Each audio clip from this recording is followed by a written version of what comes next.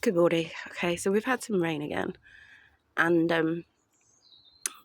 it's still kind of like, showering on and off a bit. So I'm getting dripped on and stuff. Yeah, I just wanted to share a few little. I did listen to the Trump-Harris debate. Bit of a mixed bag, really. Like, if you think about Trump and his past performances, I think that's probably like one of his best. Like, if you got to rate him on a standard kind of, and people want him to be professional and not interrupt and not be bullying and stuff like that, then that's one of his best performances. But then, it's like anybody, if you suppress the natural Trump, it takes a lot of that energy away. And so Trump, mixed bag. It's a good performance on one hand, but it's not a Trump performance, if you know what I mean. But I think he did do well at making some of his points clear. So Trump, not bad performance, not a great performance. Kamala, I think she did better than expected. She did. There were a few moments where I thought she was going to go into word salad, but she didn't. So, but then it's the same sort of stuff. But that's all these debates are at the end of the day, isn't it? It's just the same talking points, same policies. She doesn't have that many policies. She's, for someone who's been vice president for 3.5 years, she doesn't have a lot of wins, a lot of experience to, there's still a lot of will do's rather than we did do this.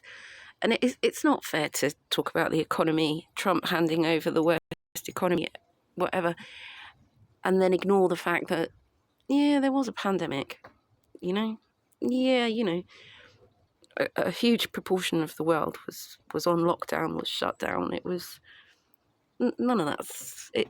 So it's not truthful, is it? It's not. If you've got to manipulate stuff so that to make your point, then it's not much of a point, is it?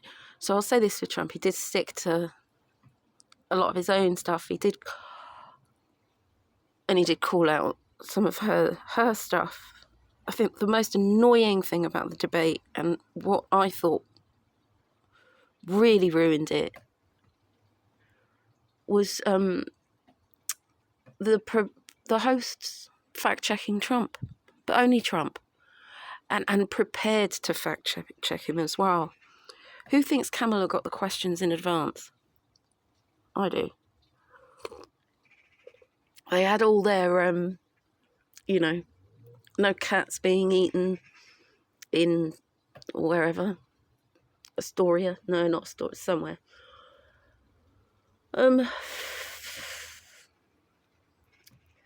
So yeah, overall, disappointing, low energy, and it did feel like a pile-on.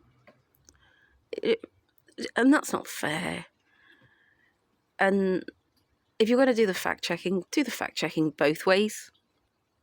It did feel, it felt like a tag team, a team up. Again, it was 3 against Trump. And then that's not fair, that's not right. And that, it's like, oh no. The format of the debate, like I said, it does stifle Trump as well.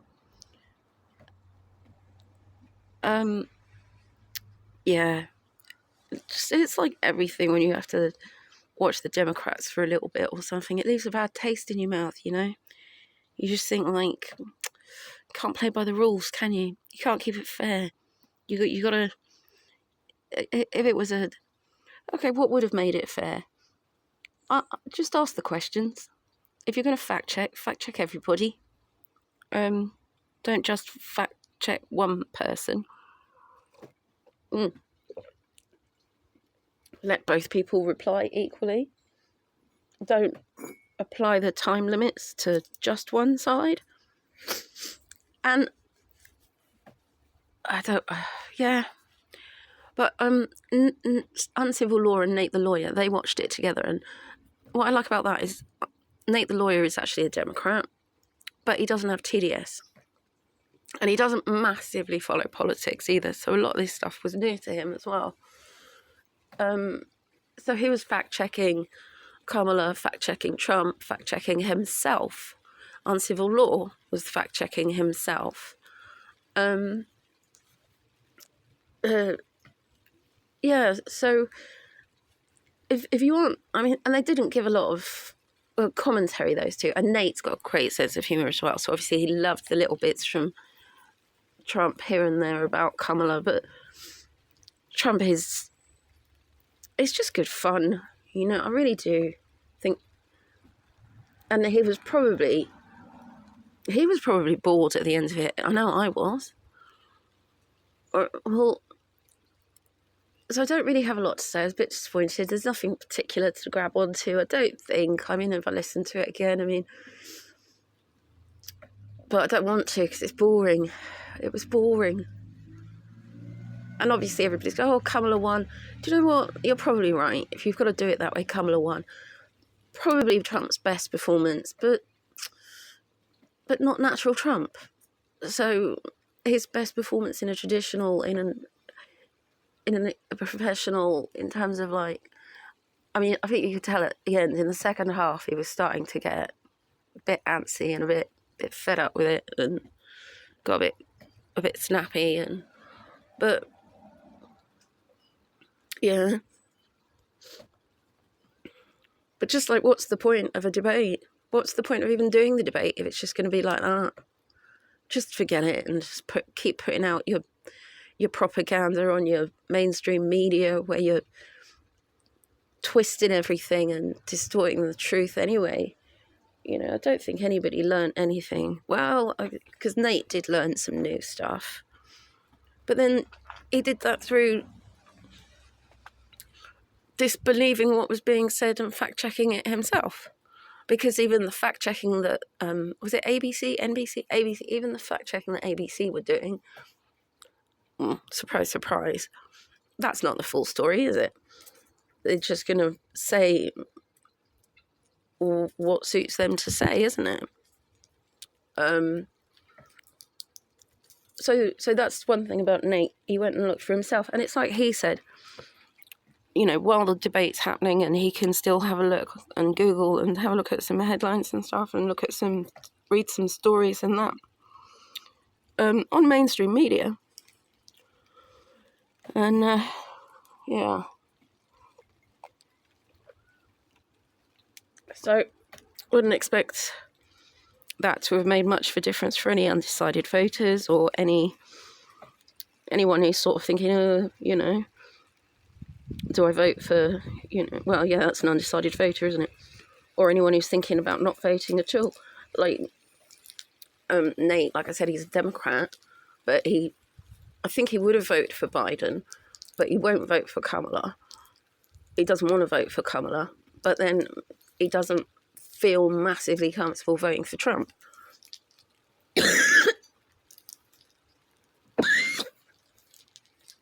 Excuse me. But that debate didn't make his mind up because there was no clear winner. There was nothing really new learned.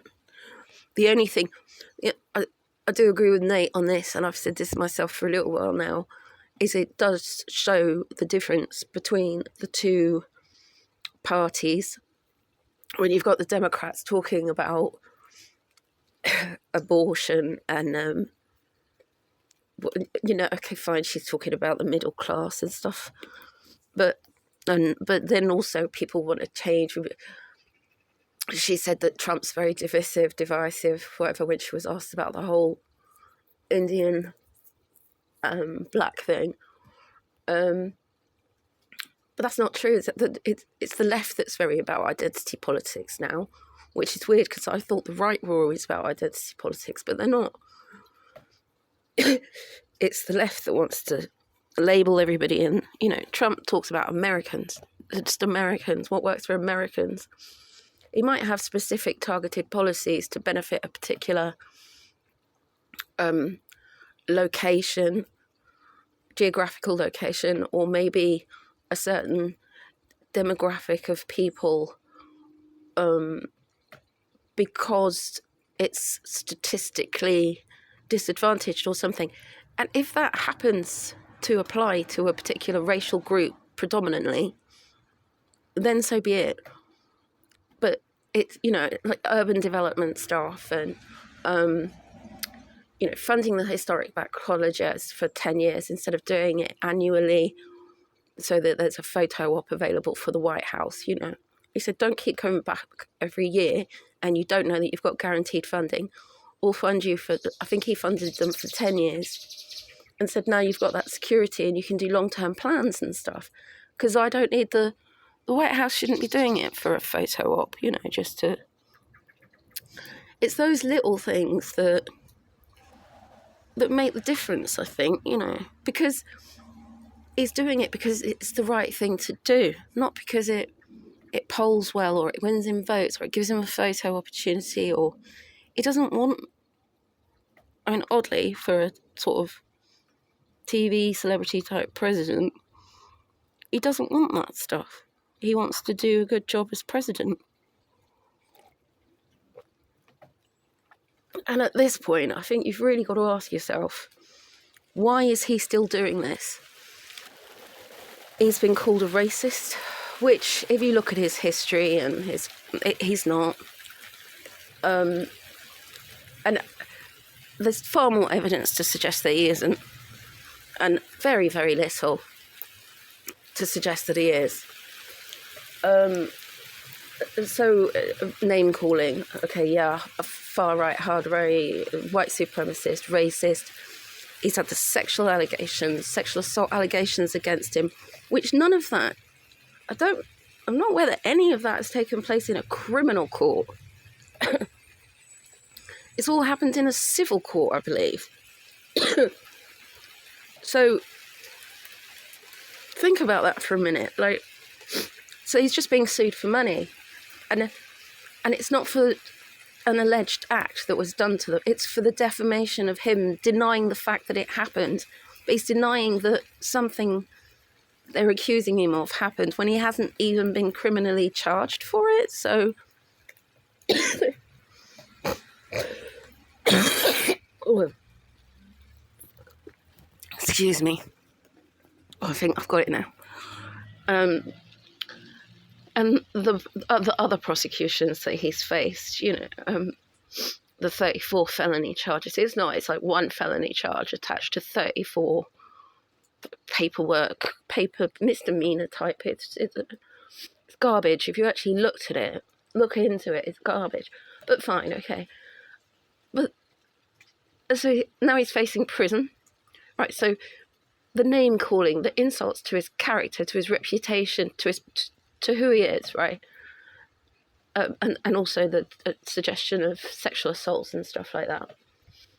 The legal warfare, where even if he's defending himself civilly, the legal expenses, and then again, the harm to his character, the time that takes up, the mental stress that puts on somebody. And then they've gone for criminal convictions, trumped up, excuse the pun, trumped up criminal convictions, where he's now facing jail. I don't think he is. I think the Supreme Court have said that they're going to sentence him after the election or something, but it's just nonsense anyway, in my opinion. But look into it yourself. And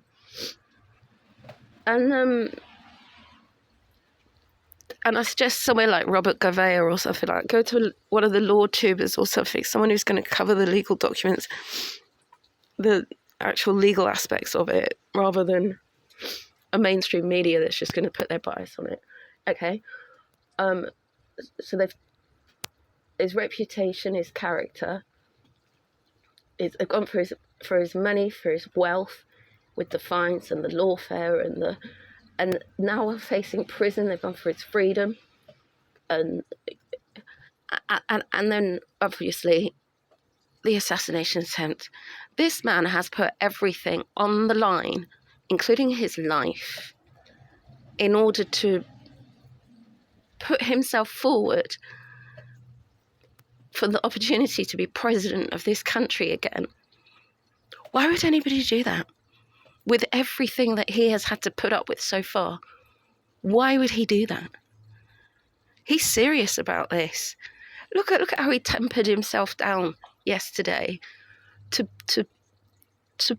appear, I'm going to say appear presidential, but no word of a lie. You want to watch him on the world stage when he's dealing with international leaders and stuff. He is the alpha in the room. I mean, and you show me how many other world leaders out there right now have faced assassination attempts and lived to tell the tale, or still want to represent their country. Now, if you don't vote for this man for president, I think you're missing out on an amazing opportunity. And unfortunately, the person he's running against, that's not even going to be like an ordinary kind of presidency if she gets into office. It's going to be a disaster. If you think it's been bad the last 3.5, 4 years, or during the Biden-Harris administration,